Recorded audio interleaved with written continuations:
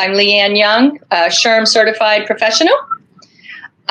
Today we'll be learning about onboarding and interviewing. As Disney always said, you can design, create, and build the most wonderful place in the world, but it takes people to make the dream a reality. And what we're going to learn in our summer series is how to engage our people, how to retain our people, how to interview our people, how to onboard our people, and how to, unfortunately, sometimes let go of our people.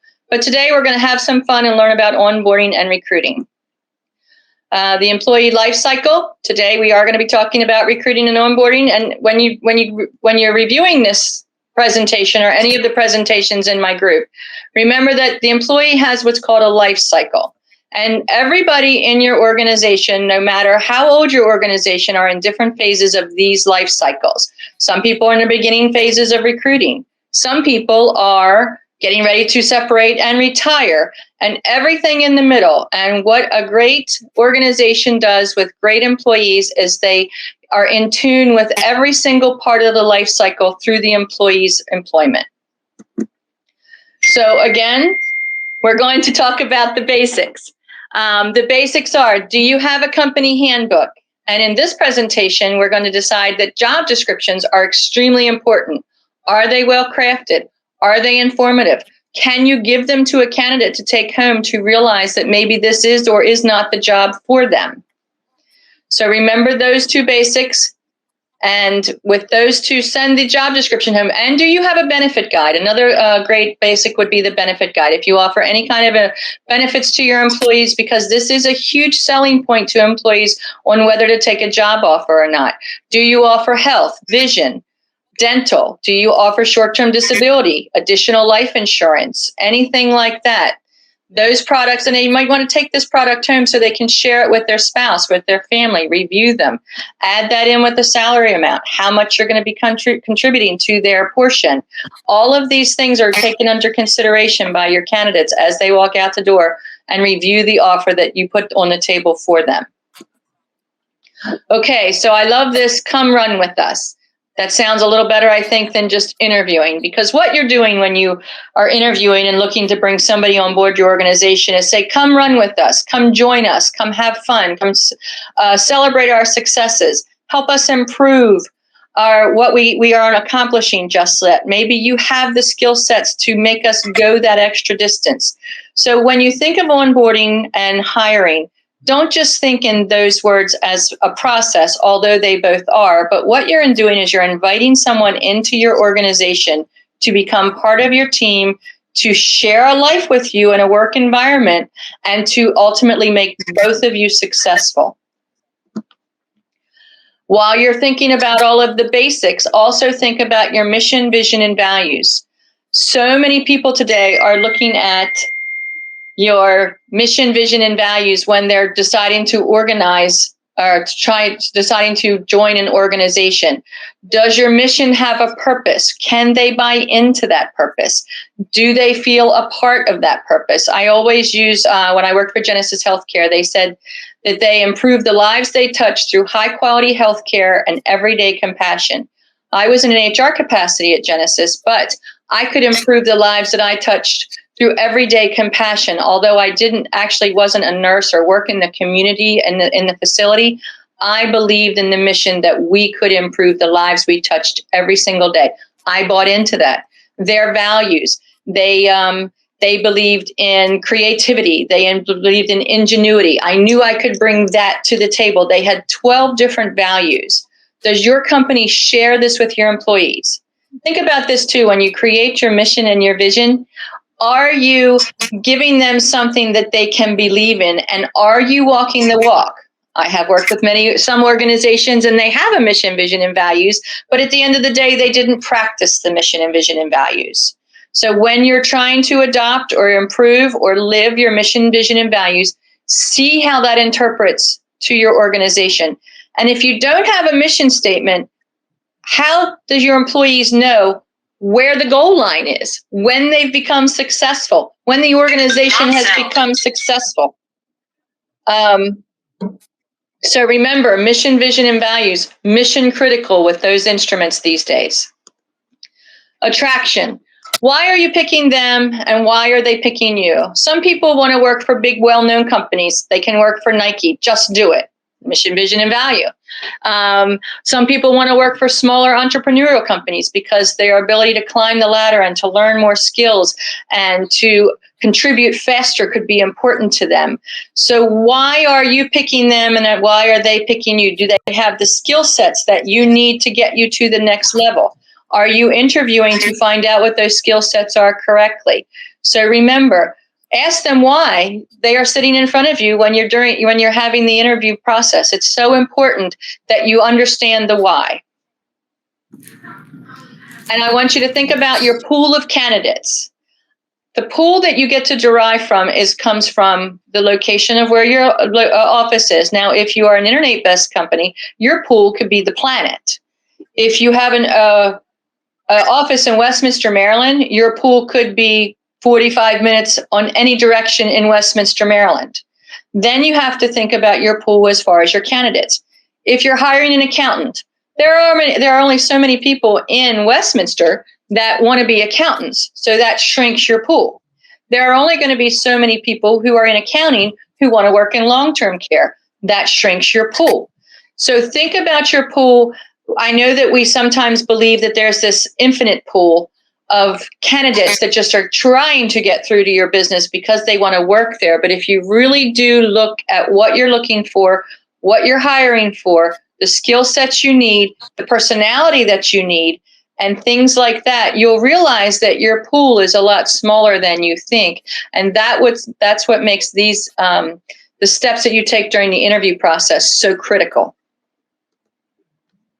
When you're thinking about interviewing, are you looking at current employees? Do you know that it costs less to train a current employee up than it does to hire a new employee? And are you looking at your employees and saying, my employees are so fabulous, I wonder if they know anybody who could work well in our organization, right? Offer them a referral bonus if that person stays.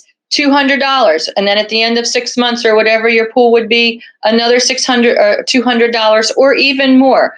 Sometimes that word of mouth is so important to the success of your organization, and capitalize on the people that you already have there.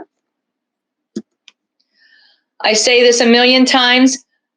If you're selling a house, basically you can put in the advertisement that it's got 2 kitchens, 4 bathrooms, 5 bedrooms, a pool, and an in-law suite.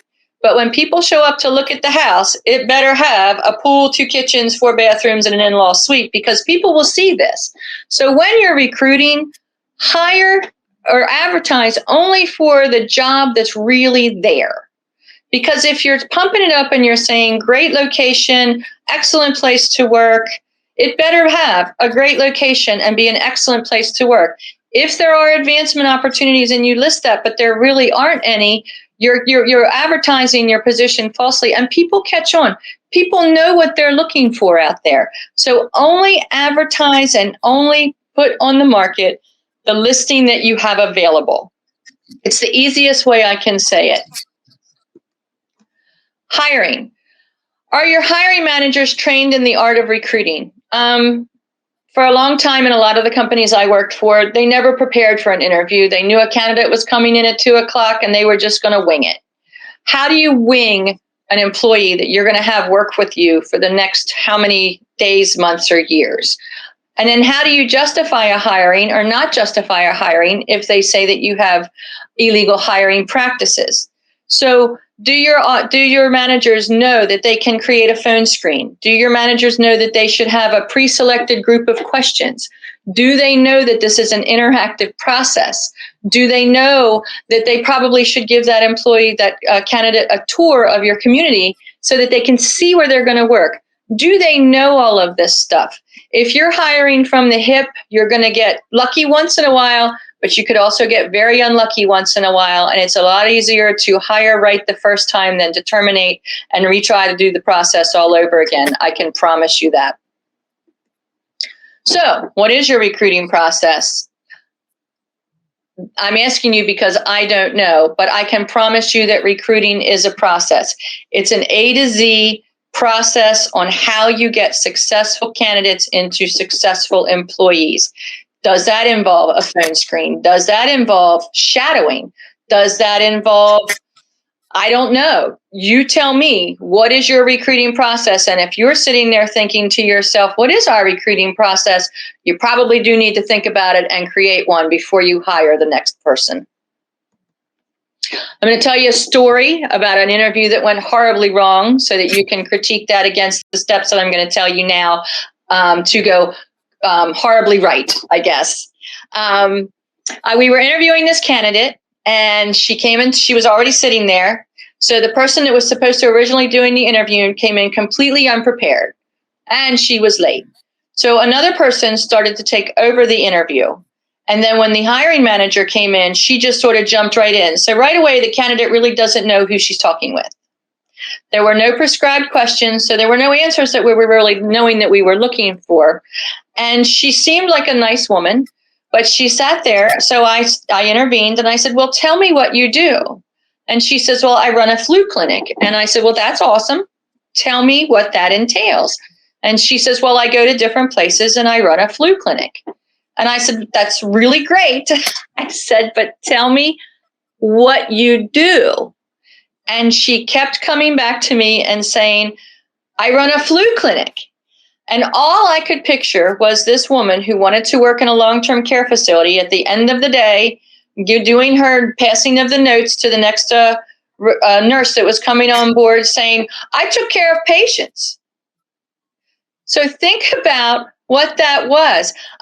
This interview happened about 15 years ago, and the only thing I remember from this, and we did not hire this candidate, who could have been a great candidate. She was a registered nurse, had years in her field, but the only thing that I could get out of this person was she ran a flu clinic, and this is how she looked the whole time. She was frantic. She couldn't convey what she did to me, and I couldn't get the information out of her that I needed. How is that going to translate to resident care? How is that going to translate into coworker conversations? How is that going to make our establishment better? It ultimately couldn't, so I couldn't hire her. We wasted everybody's time, and she probably walked away thinking that was probably one of the worst interviews that I've ever had. And then word of mouth, because as you know, there is a shortage of nurses right now. So every other nurse or establishment that she went in to do a flu clinic from, she probably said, I had this interview and it was horrible. Or she walked away not even knowing what she had done wrong, because we didn't even tell her what to do after we were done with the interview, how we were going to follow up. Did we send her a thank you but no thank you response? I doubt it. So think about all of this. I promise you that this was one of the worst experiences I've had, and I'm only trying to convey that to you so that you can set up best hiring practices so that you never have a flu clinic experience in your career. So once you start your process, do you do phone screens? After you have gone through your resumes, you've picked the candidates that you like, that you think might be a good fit. How are you getting them in the door? Are you picking up the phone? Do you have a simple 12-question phone screen that says, tell me what attracted you to our business? Tell me what your favorite part of this job is. Tell me what you don't like about it. Tell me what your salary range is, and we're located here. Is that a commute that you can live with? That way, if someone is way out of your salary range, it took you 10 minutes to go through a 60-minute process if they had been sitting in front of you. Phone screens are the fastest way to either push candidates up into the food chain or get them out of the food chain. You scheduled the interview. You're ready to go. This phone screen went really well. The candidate's coming in. What do? Are you prepared? Do you do video interviewing? Video interviewing today in the age of COVID is very popular. But video interviewing, you have to be just as prepared as if they came in person and were chatting with you, because video interviewing, you're not really seeing a lot of maybe the tells that you might, the body language, because you're only seeing what you're seeing with me from the head down. Are there distractions in the room? You're really sharing they're sharing their environment with you, but it's not your environment. So they're really not getting a great feel of what could be happening. So think about all of this stuff and the different things that you might have to talk about during a video interview. Then they can come in an in-person interview. Everyone should remember that in-person interviewing is a dialogue. And what you're both doing is you're both having a dialogue to see if it will be a good fit. That is the most important thing that both candidate and interviewer walk away from at the end of the day. Do I feel like I could fit in here? Do I feel like I could make a contribution? Do I feel like this is a place I want to give 40 hours of my life a week to? And the interviewer should be saying, did this person come across in a way that was personable? Do I think that they'll fit into our corporate culture? Do I believe that they could promote what we do? Do I believe that they could help push our company forward? First and foremost, though, before the interview starts, you must think about the candidate experience. If the candidate shows up at 2:00 and nobody knows that they're supposed to be there, how does that make them feel? If you're running a few minutes late, should you tell somebody, this candidate's coming in today at 2:00, their name is, make sure they're comfortable, make sure they have something to drink, do they have to use the restroom, I'm running a few minutes late, and tell them that. Or if you're on time, make sure that you've offered them a drink of water. Do they usually need to use the restroom? Because people are nervous when they come into a door. Don't forget, they're coming into a brand new environment. They do not know what to expect, and they're very excited. But excited is still another form of stress. So they are stressed that they have this opportunity to maybe change their life, but they don't know what they're walking into. Have your questions prepared. Know what you want your answers to be. How are they going to feel when they leave there? Are they going to walk out of there saying, you know what, that wasn't really the job for me, but I had a nice time? Think about this, because don't forget then on Glassdoor, think about your legacy. They can put a review in. Went in and interviewed with this company, so disorganized. Don't even take an interview if they call you. You do not need that kind of stuff persuading people not even to apply before they even get in the door. And ditch the traditional boring interviews. LinkedIn Talent 3 years ago did a survey, and it said that traditional job interviews are poor predictors of job performance. Tell me about yourself. What are they going to tell you? Tell me about your previous job. Tell me about your previous supervisor. These questions don't give you insight into future behaviors. And on every website that you have out there, they have 50 top questions that you'll be asked during the interview process. Some people are so rehearsed and so ready with their canned answers that they give you the answers that they think best fit those questions. So at the end of the day, the interviewer then bases some of their decisions on how much did I like that person, not what are the skill sets that mesh with our needs to get us to the next level.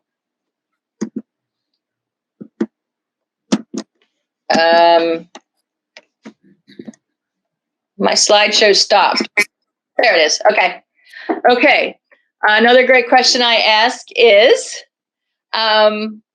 if you were going to hire someone to come into your home and have coffee with you every single Saturday and Sunday and live in your morning routine, what kind of questions would you be asking them? Would you be asking them more than tell me about yourself? Would you be asking them, tell me how you would resolve a problem? Tell me how you would do this? Because seconds turn into minutes, turn into hours, and some candidates will stay with you forever. Is this a person that you can live with forever if they choose to stay and they do good work? Would you be delving into their personality? Would you be saying, do you consider yourself a positive person? Do you consider yourself helpful towards others? Do you consider yourself, whatever your criteria is? For 10 years, potentially, you might put up with these person's behaviors. Are they the behaviors that will help your organization go to the next level? So what is behavioral interviewing? Behavioral interviewing isn't new. It's been around forever. But behavioral interviewing is different than just a traditional interview. It predicts future successes based on past experience. In my life, when I interview for a job, I can pick out a half a dozen past successes that I can relate to a person to show them that I can think outside the box, I can think on my feet, I can get people moving in the direction I want them to go, and I can successfully complete a project in a limited amount of time, because that's what we do in business. And if you see something on the resume or you ask a behavioral interview question, you could come up with something that isn't even on the resume to give you additional insight. When people start talking about themselves, They should show emphasis in their smiling. They should get excited. They should give you more information. So that gives you more talking points to talk back and forth about what's going on. Behavioral interviewing allows you to evaluate the candidate in key areas. Asking a finance candidate about Excel isn't the same as saying, I couldn't find a discrepancy in this Excel spreadsheet one day. Have you ever had that experience? And tell me how you worked through that. So you're not only saying, I believe that you can probably do this because you're already in finance, so you should have these Excel skills, but show me how you worked through a process to figure out a problem. Behavioral interviewing can also help you determine cultural fit. Cultural fit today is so important because you have a gathering of strangers, if you weren't with us in the first video, and you're trying to get them to go somewhere with you to be successful. If you have people that are difficult to get along with, is that preventing your organization from moving forward? So when you ask someone, how did you handle that problem? How did you handle that discrepancy? And they look at you and they smile and they say, I had a good attitude and I stepped up and I did this and I was positive about it and I knew I wasn't going to lose. What does that tell you? Does that fit your cultural mentality? And it allows for a creativity of questions. In today's world, I think that so many people are so discouraged about the questions that they can't answer, but those are finite. There's only X amount of questions that you can't answer. Other than that, the sky's the limit. Get creative on the job description and ask questions that are specific to that and tailored to that specific job that no one could answer unless they did that job. So behavioral interviewing also allows for the abundance of creativity. And in the workplace today, if you're not looking for people with creative elements in their background, unless it's for a very select few positions, you're eliminating a lot of things that you could ask them to show their potential. Ask open-ended questions. Never ask questions that get simple yes or no answers because people are nervous and they might just give you yes or no answers. Here's some great examples. Tell me about a time you had a success, or tell me how a time you had a failure and turned it into a success. Tell me about some of your major responsibilities. Tell me about your average to-do list on a daily basis. Tell me what you like best or least about your most recent job. Coming from an HR background, I can tell you what I like the best and what I like the least, and I don't even have to think about it. Why are you looking to leave? Are they looking to leave because it's not a cultural fit? Are they looking to leave because they need more money? Are they looking because they want to be upskilled?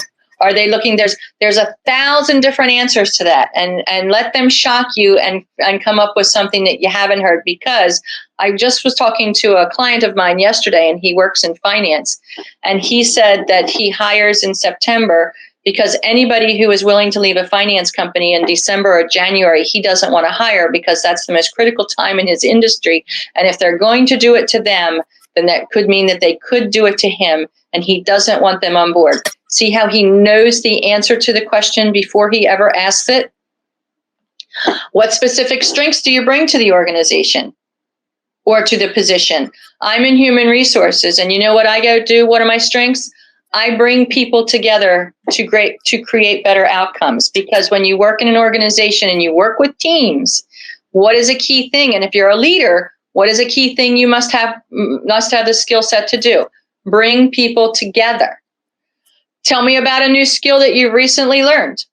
I have a ton of them now. I just opened my own business. Having a webinar, brand new skill. I'm great at HR. Having a webinar, not so much.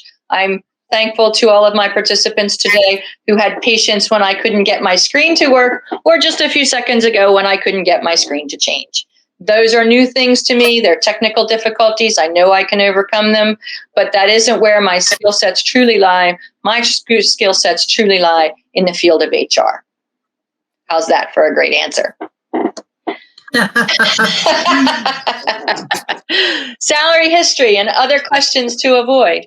If you joined us last time, the state of Maryland last October, as well as 17 other states in the United States, have said that you cannot ask candidates about their salary history until you have given them the offer letter.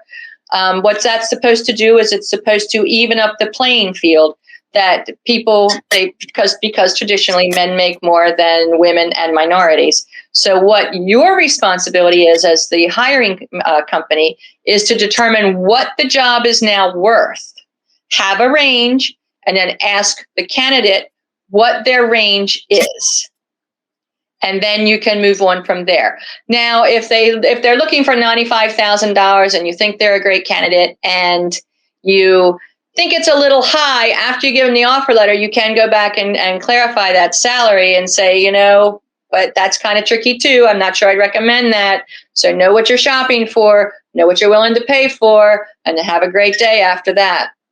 Other questions to avoid. Are you married? Are you planning on having a baby? Where are you from? Even if it's from the United States. This is a kind of a weird question, but I love your accent. Where are you from? Basically implies that you're trying to find out what their national origin is. So don't do it. In some states, don't ask about pregnancy. Don't ask about political affiliations. Don't ask about religion.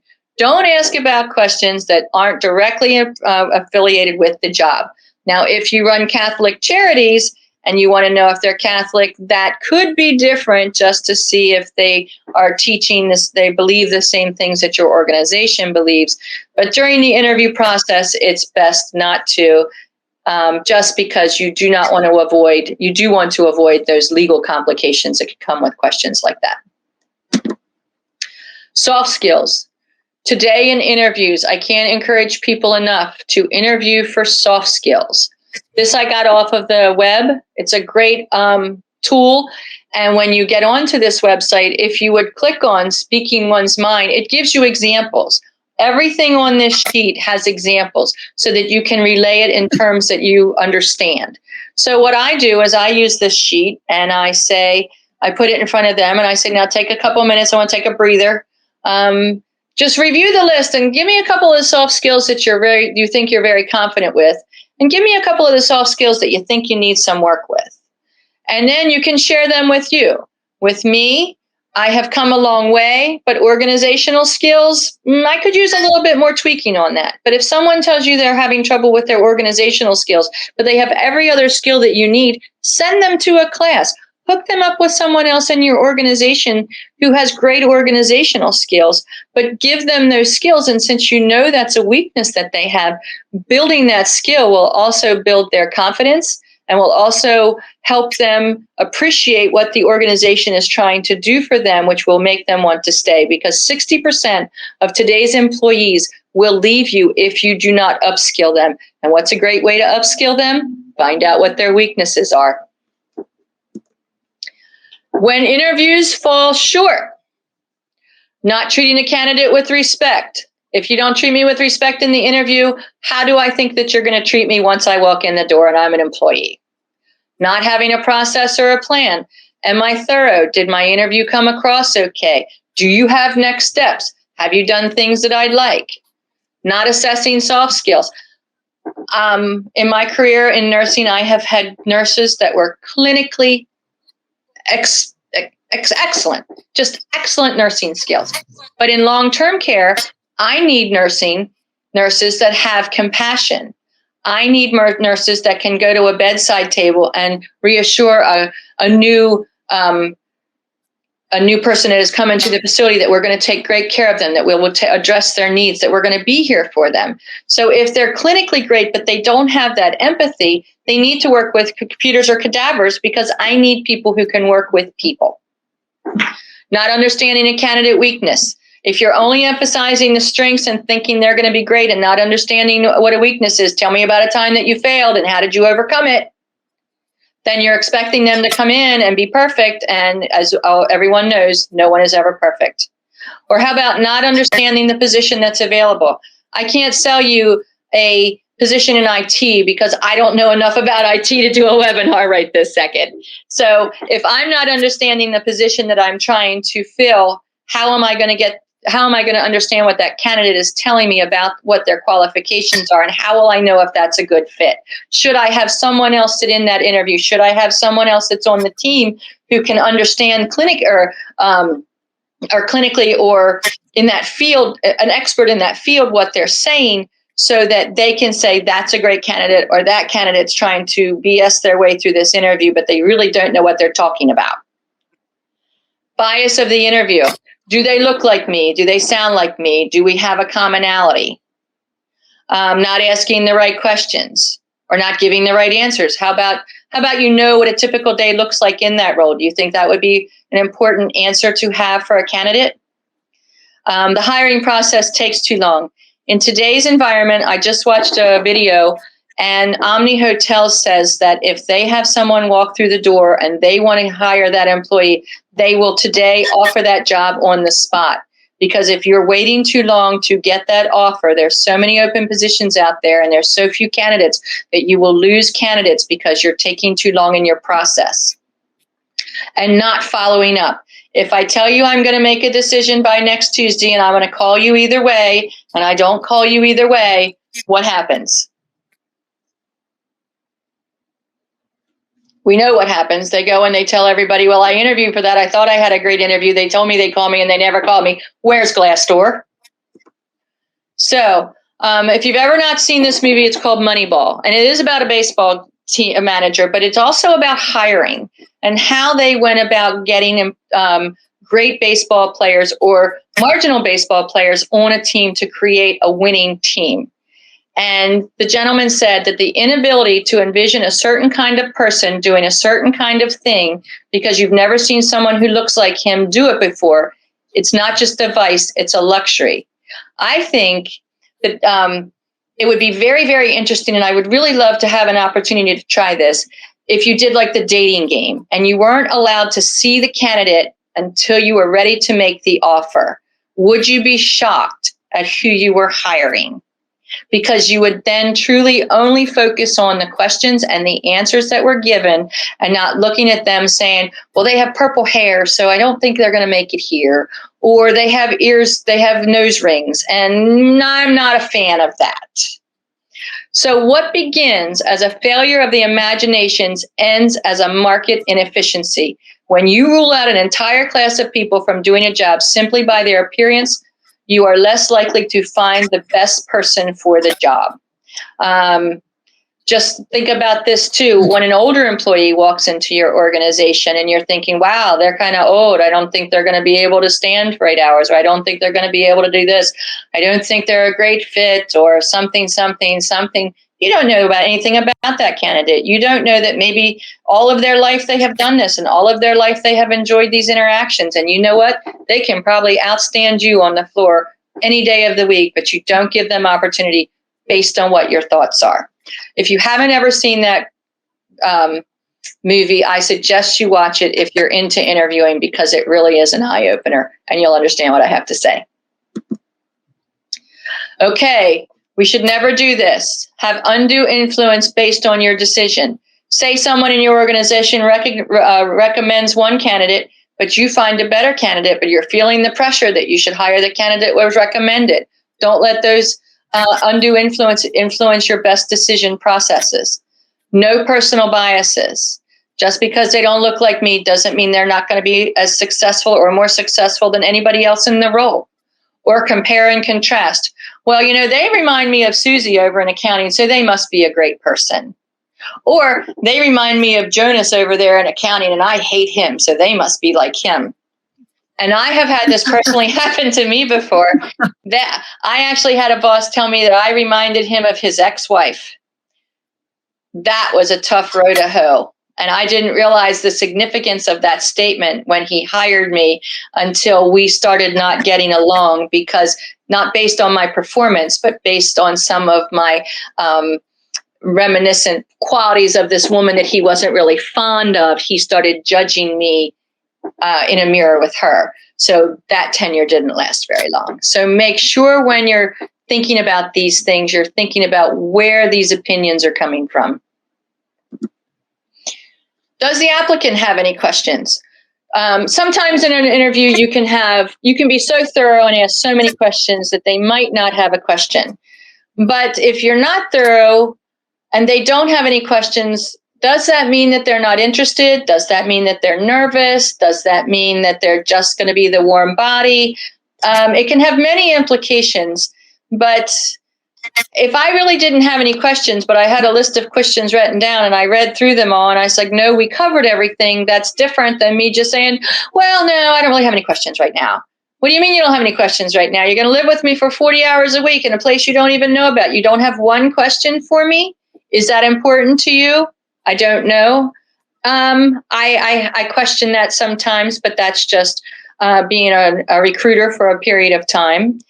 And here's another thing. When you don't have any questions, how much interest do they have? Because I'm learning that I have learned that there are people who are professional interviewers, and that's what they do. They look for jobs, they go for interviews, but the get isn't getting the job. The get is getting the interview to get somebody else off of their back because they believe they need a job.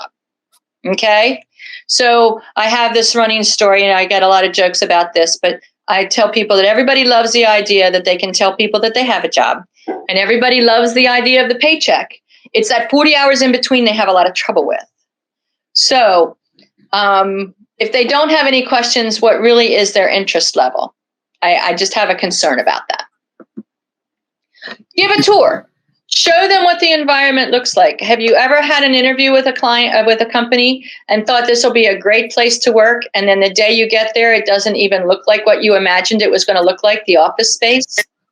So give them a tour. Say, this is our break room. This is our conference room. You'll be spending a lot of time here. We have everything you need in our kitchen. Or is this a kitchen like the desert? If you don't bring it with you, you won't find it here. Would that make somebody else change their mind? This is what our office looks like. This is where we live. This is what we do. And you can have a beautiful office space, but not have a great team inside. So when you're taking that tour, are the other people who work there, are they smiling and looking them in the face and saying hi? Because this is someone that they could be living with. When I worked in long-term care, I can remember it was like the size of a football field, and I was in HR, and I'd be walking down this corridor, and I'd be the only other person in the corridor was coming up, and we would see each other from like 100 yards away, it seemed like, and they'd walk towards each other. You walk towards each other. You walk towards each other. And then they would get right up to you, and they would look the other way. And I'm like, are you kidding me? This was in long-term care. These were people who were supposed to take care of other people, and they're not even going to give me the time of day to say hello? What would that tell me about your industry, about your organization?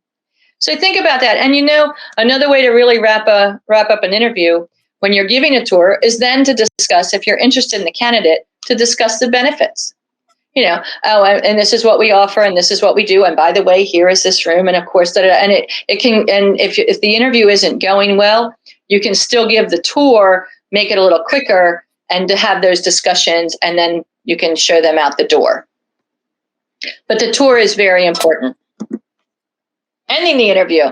When you're finished the interview, do you say, well, thank you so much for your time. We'll be in contact? Is that enough? Or do you say, well, do you have any more questions for me? Okay, well, this is how this is going to end. Today is Tuesday, and I have a couple more interviews scheduled for the rest of the week. We'll be making our final decision. We should be knowing something by next week. And if we select you to come back, you would be interviewing with the team that you would be working for.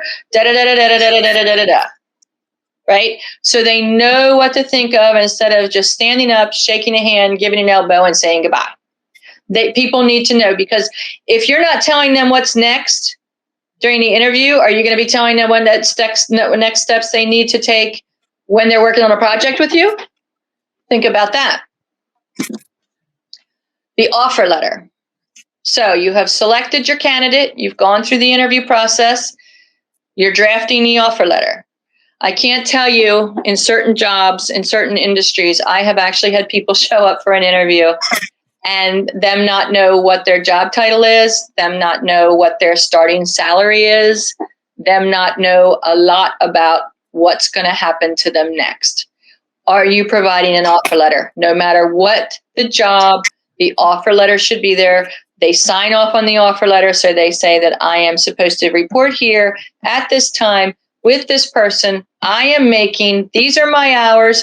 This is what else I'm going to do, and my job is contingent on me passing possibly a drug screen, a background check, and completion of the I-9 documents. That way, when they show up, they know who their boss is, how much they're making, where they're working, All of those questions are answered. But if you don't give the offer letter, they show up that next time, and I can promise you that I'm going to say to somebody, so what are you doing? And they're going to be like, I don't know. Well, how much you making? I don't know. Who are you going to report to? I don't know. So the more clear you are in the beginning, the more clear you will be on the first day and moving forward. I discussed this in my last presentation as well. This is called ghosting. Today, in today's market, I have a client right now that's interviewing, and they scheduled 8 interviews, and of those 8 interviews, 4 people showed up. So it's very typical today that people are saying, yes, I will come, but then not showing up. And you can do everything on your end to prevent that from happening. But if it hasn't happened to you yet, I promise you it's going to happen to you soon. And ways you can prevent ghosting is to maybe follow up with them and say, with an email or a quick call, don't forget you have the interview tomorrow with us. We're so excited to meet you. Also, before you send the offer letter, you might want to make sure that the person that your first selection is really signed the offer letter and has made that attempt complete, because if they ghost you at the offer letter, you might have a second candidate that you really like, but you like the first candidate a little better, but you can then send them the offer letter as well, maybe cover your bases a little bit there. And then even ghosting can show up. They don't show up for the first day, or they show up for the first couple of days and then they stop showing up at all. So this is really becoming a norm. So I wanted you to be aware of this. It doesn't make you special in today's environment, but the more you know about it, the better off you'll be if it does happen to you. How about, we regret to inform you, when you're out there and you're a job seeker and you're looking for a job, is it better to receive, we've received an abundant amount of candidates, but we regret to inform you that we've moved on, so that you're not hanging all of your hopes on this job? Or do you just say nothing, and then they can get an attitude and say, go to Glassdoor, or you know what, interviewed, never heard anything. People would rather know than rather not know. And if you don't take the time to respond to those candidates that even that you didn't interview, anyone that applied for your job on Indeed, there's a simple form that you can fill out that says, we regret to inform you that we have moved on to other candidates, and you can forward that to them, and at least they know. You should be doing that with 100% of the people that applied for the job, not just for the people that interviewed for the job. But you must always do it for the people that interviewed for the job. Okay, we get to the acceptance. The employer says, based on your work experience, you're hired. The candidate says, based on your corporate culture, I accept. So if people fudge on their resume and people don't live up to their corporate culture, how does that play out at the end of the first week? That's why transparency is so important. That's why selling the job that's available is so important. That's why having a clear understanding of the expectations is important. So you get to there. So what is your onboarding process? I've had people say, what's an onboarding process? I gave them the job, didn't I? They should be thrilled with that. Well, no, it really isn't all that simple. Disney says that if you lose your candidate within the first 30 days, you've lost them forever. And some of them might still show up for the rest of their life. So what kind of employee are you getting? So let's talk about that. They come in on their first day. A lot of people in the offer letter will say, you'll start on this day and you'll report at 9:30 instead of 8:30. So they don't get lost in that confusion of people getting to their morning meeting or getting their coffee and doing all of that stuff, so that the hiring manager or the manager now can take that time and not be interrupted and say, welcome to the team. We're so glad you're here. Right? Let me take you on a tour. Let me show you where the restrooms are. Let me show you where the break room is. Let me show you what we do here. Let me introduce you to how many people. How about key people? How about IT people? How about the person that's going to pay them, the payroll person? How about whoever their people are? How about I set you up with a buddy? How about so that you know that they're a resource. If you have any questions, you can go to them and they can get you where you need to be.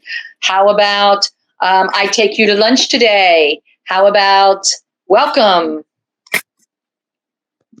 Okay, out to lunch today.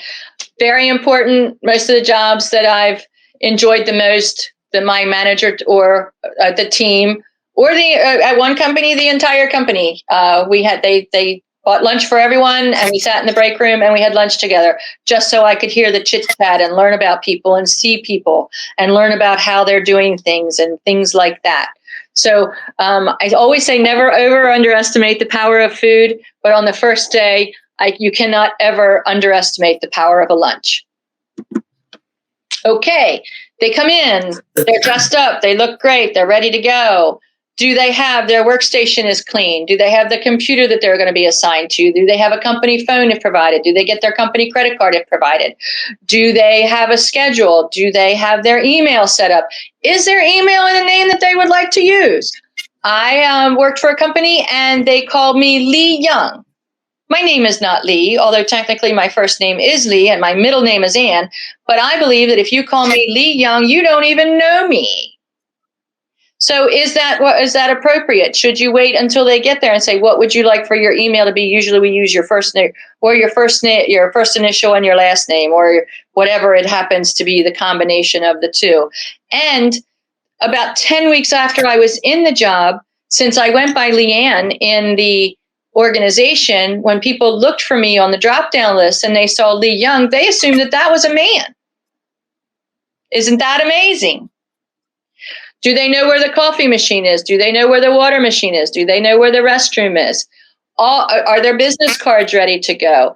Is their workspace neat? I mean, they come in dressed to impress, and if they walk in and their office space is so dirty and so filthy, and you're saying, welcome to the team, what are you telling them?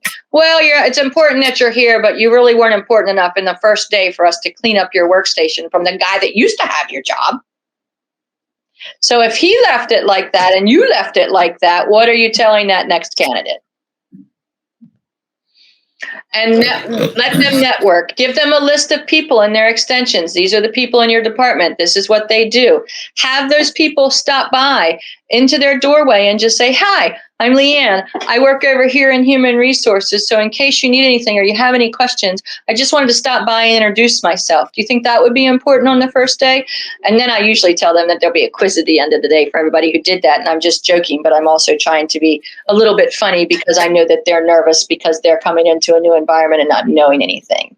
So is the IT person stopping by? Hi, my name's Greg. I work in IT. My office is over here. If you have any computer questions, please don't hesitate to stop by. And you'll probably see me in the building. So if you see me and you can't find me, here's my extension. Okay.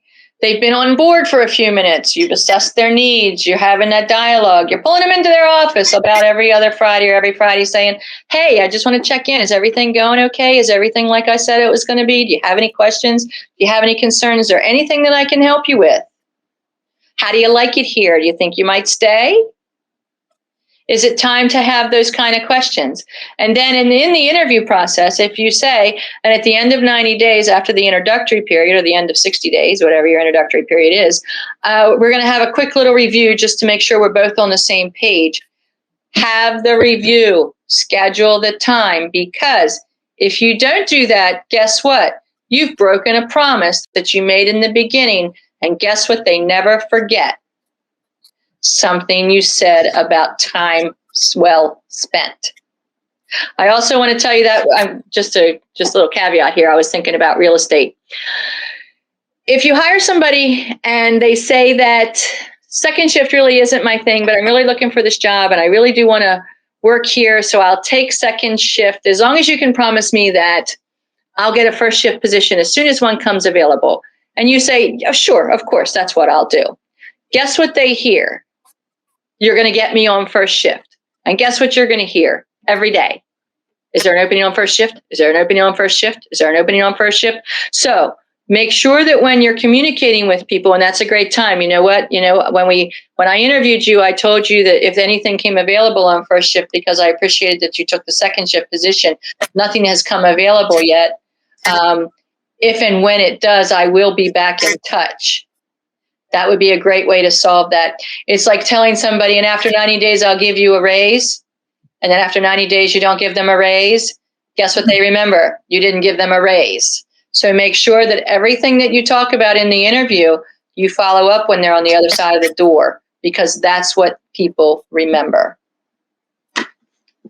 Okay, putting it all together. Interviewing and onboarding is a process, and it's a detailed process, and it's a long process. So if you're doing the work, you better make it a successful process, because it's a whole lot easier to not hire a candidate you don't think is going to be a fit when they're not inside the door than getting rid of a candidate once they're through your door. And you've wasted all that time, energy, effort, and money in between. So doing the right things in the beginning will hopefully result in getting the right results at the end. And I love to end my segments with this. Years ago, I was in my living room. My guy was in the living room, and I was in my kitchen. I was cooking something, and it's the Hail Mary pass. It's the bottom of the ninth, whatever it is, and somebody's looking for a miracle, and I hear him shout, "Do something great!" And I ran into the living room, and I said, "That's what I want you to do every day." And he looked at me, but you know what? If he would have shouted at the TV screen, "Do something mediocre." Is that what we're shouting to our employees and to our candidates? Mediocrity works for me? No. Today, change something in your hiring process. Do something great and hire great people.